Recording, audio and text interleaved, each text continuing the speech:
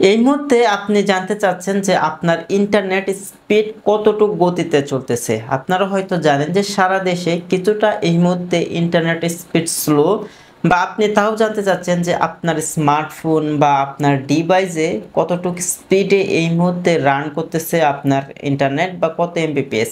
কিভাবে দেখবেন অবশ্যই আপনাদের দেখিয়ে দিব।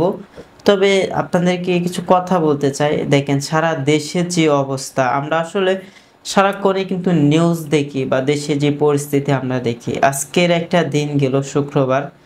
তো দেখলাম বিভিন্ন নিউজ বা আমাদের পার্শ্ববর্তী এরিয়াতে দেখলাম যে অবস্থা, আসলে এইগুলোর জন্য আসলে আমরা মোটেও প্রস্তুত ছিলাম না। আমাদের সারা দেশেই এই অবস্থা। আসলে এই স্বাধীন রাষ্ট্রে আমরা এগুলা চাই না, আমরা কোনো রক্ত চাই না।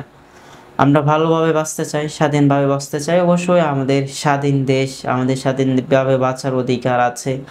আমার আপনার সকলেরই অধিকার আছে নিজের মতো করে বাঁচার।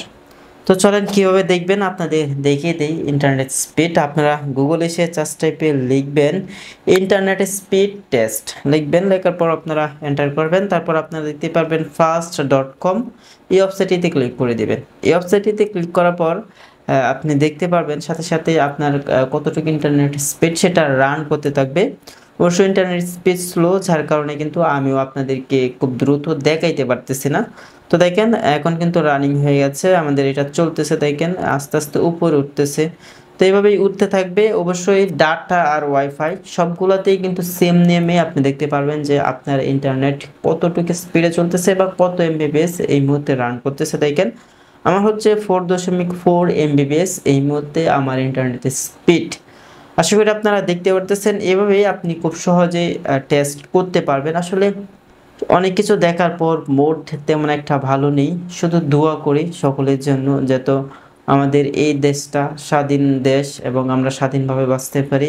চারিদিক দিয়ে রক্ত এগুলো আমরা চাই না। আমরা স্বাধীনভাবে বাঁচতে চাই।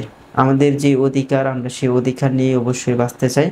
তো সকলে ভালো থাকবেন, সুস্থ থাকবেন, নিজের খেয়াল রাখবেন এবং দেশ যেভাবে ভালো থাকে সেভাবে আপনারা দেশটাকে সামনের দিকে এগিয়ে নিয়ে যাবেন।